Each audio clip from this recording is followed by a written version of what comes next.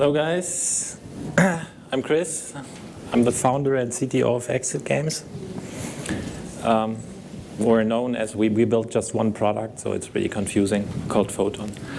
And I talk about determinism and how it was one of the first multiplayer techniques ever, and it becomes a second wave now, and I want to talk about it because I think it's particularly interesting. Just before I start, so who's technical in this room? I'm getting a little bit technical, not too deep, I think. So I actually explained it my father, who's 80, so should be fine.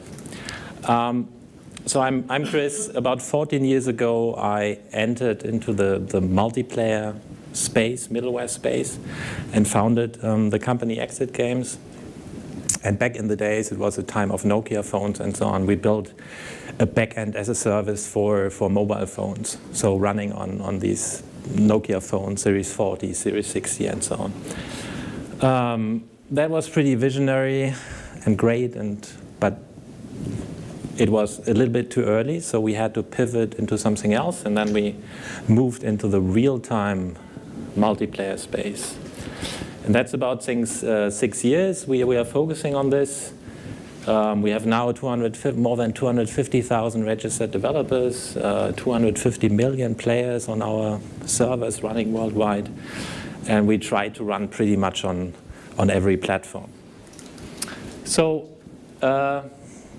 developing multiplayer is in the end pretty simple. So you just have to synchronize the state on all devices across any machine without any lag, right? So that's pretty straightforward. So actually it's not, right? So it's pretty complicated. So what I thought, I guide you through the process of building like a simple game. I called it car soccer. So let's say it's a game of 2 to 8 players, has a couple of NPCs in it, is cross-platform, it's real-time, it's a top-down game where you move your car and you actually have the controls WASD to move your cars and play the ball and bully the other players and so on. So far so good. It's a pretty simple concept. So let's see how traditionally, or the most modern way to build this type of game these days is state sync. So what do? You have 2 players, just to simplify everything. 1 player on the left, 1 player on the right, and you have between them, the packages are traveling through the internet, so it takes between 30 milliseconds and 300 milliseconds to get data to the other side, back and forth. So what do? Well, you're synchronizing everything that's on your screen, right? So you're syncing the positions of the cars, you're syncing the ownership of the objects, you're synchronizing rotations and velocity. You have to decide with the ball, so who is owning a certain object. So can you grab something, and let's say the other person is grabbing something too, so you have to make sure there's a certain ownership concept. So you have to think about an authoritative piece who's actually deciding who did what. And all that can be pretty tricky, especially if you have collisions of cars, if you have collisions of the car and the ball. And so this is just with 2 players. So now imagine you have 8 players, and imagine you have bad internet connection, and then this can get pretty much a nightmare.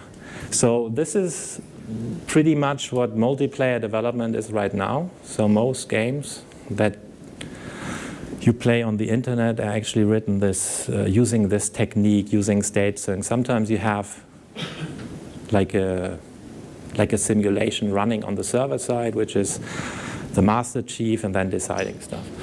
So I don't want to talk about this today, but I want to feature a completely different approach. And it took place in the internet, end of the 90s, so StarCraft, or beginning of the 90s, Doom, were actually using this technique. So instead of synchronizing state, you synchronize input. So everything you do on your local machine. So which is WASD, you go left, you go right, you shoot, you jump, or you click your mouse and so on. So what would happen if we take that AutoSoccer sample and make it lockstep? So I assume a latency of about 40 milliseconds, so we are playing probably within Europe. And you are just synchronizing input back and forth. So input in my game, in my simplified game, is just the controls going left, right, up, down. So here you see like a timeline. So and there are ticks. So let's say your game would display at 60 hertz. So your game is refreshing 60 times a second. So then every little tick would be 1,000 milliseconds divided by 60, so that's around 17 milliseconds. And you are getting the keyboard input at every tick. You're taking the keyboard input. So you see player 1 is going up for 3 ticks. Then it presses up and down, which doesn't make sense, 2 ticks. And then he's not doing anything, which is null. So now this sounds simple. So first off, your game needs to be capable of using that input from the other player, putting it into your game simulation, and producing the exact same state. So now, let's take the example. I'm this guy, and I'm pressing right. So now, at this moment, when I go to the right, I don't have the information what the other player is doing, right? So it needs to travel 40 milliseconds to me. So I have to do something. And what lockstep did back in the days, because you don't have that information, you're actually delaying your own input. So what you're doing is, instead of I press right and my car doesn't move to the right away, rather it waits for, let's say, 50 milliseconds. So 50 milliseconds is not a lot. So it will be hardly recognizable, but you will recognize a little lag, right? So you do something and your character doesn't move right away. So this is what most online gamers would call lag. But it's fine. And the cool thing is, the bandwidth you're sending around, it's just very tiny, right? You're just taking the input. And no matter how many objects are flowing around on the screen, it doesn't matter. Everything will be totally fine. And the bandwidth wouldn't be impacted by that. So one very important piece, why it's not, well, the principle is very simple, but actually what's pretty complicated is determinism. Because taking that input and feeding it into your game, you need to make sure that it produces 100% the same result on all clients, no matter if it's a Mac, a PC, a mobile phone, a console. And that can be a little bit tricky, especially since floating point numbers, random numbers are not deterministic at all. So, and the slightest difference might lead to simulations which are totally out of sync. So, for example, I take Unity in my example because it's the most popular game engine right now. And if you would want to build a lockstack framework inside Unity, it would be super tough. Because Unity is not deterministic all over the place. So you have the physics engine, which is NVIDIA physics, using floating point numbers, so you can't use it. You have the animation system, Mechanism, which is not deterministic. You use floating point numbers in your code, it's not deterministic. You use random numbers, it's not deterministic.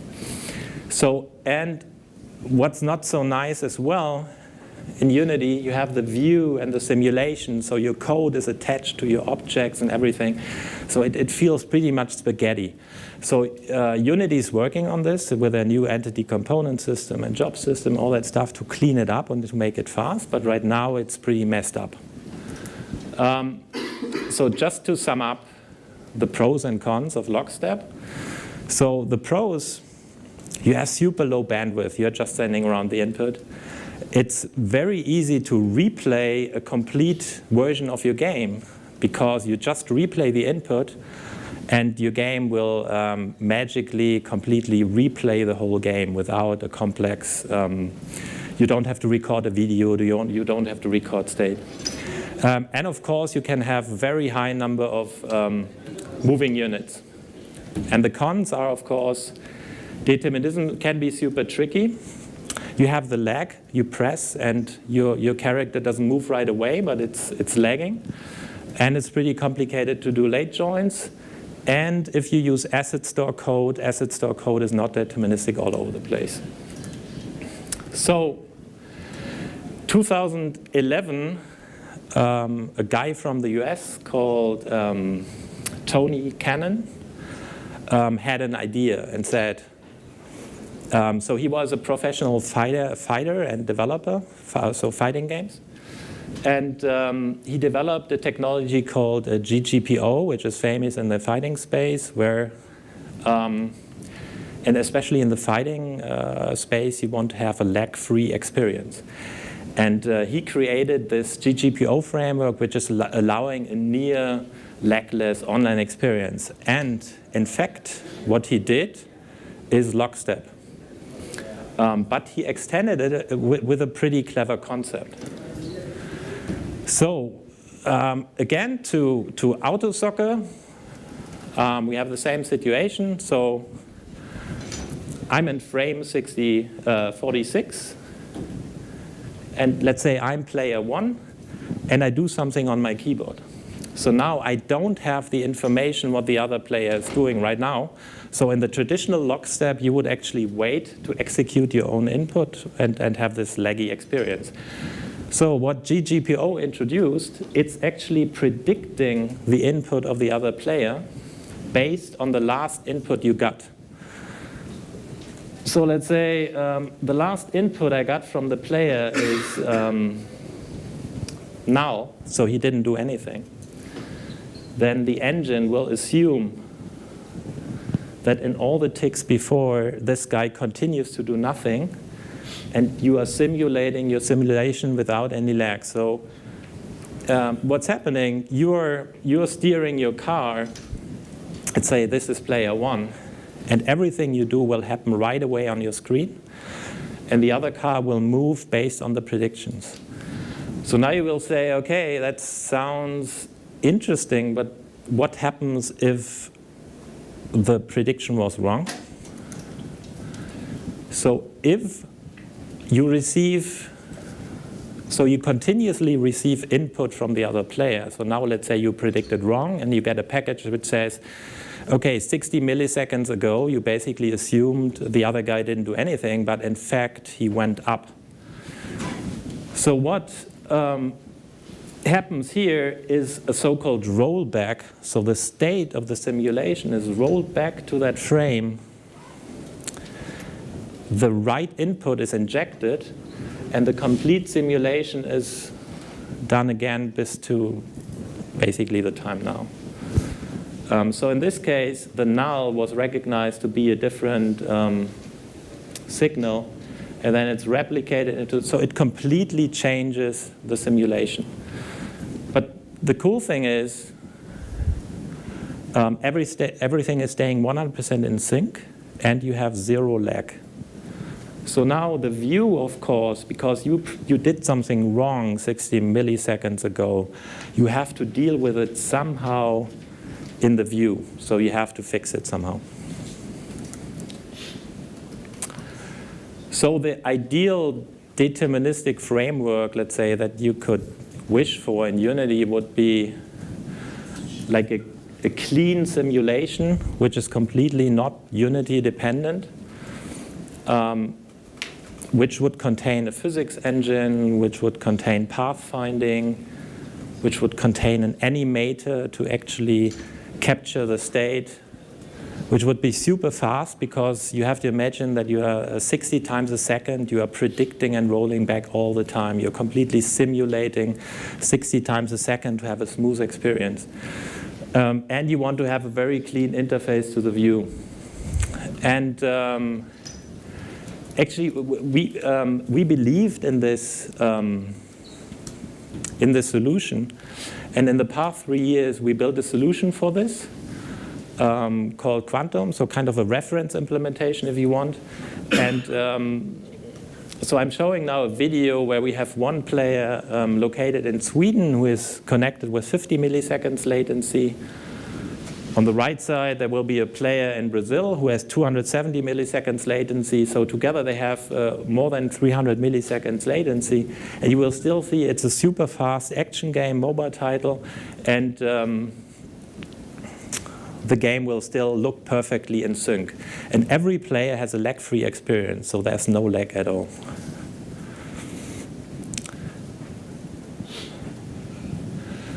So here you see the ping is zoomed out there. You see the local frame number. You see the simulation speed. So the simulation could actually run up to 10,000 times a second. So it's optimized in a way that it can be very fast. So now there's a little slow motion to track it better. But the thing is, I mean, in multiplayer, you don't put two screens next to each other and would try to spot the differences. So this is kind of a little bit unfair. But the core experience is always about yourself. So you are trying to do something, and everything needs to make sense on your screen.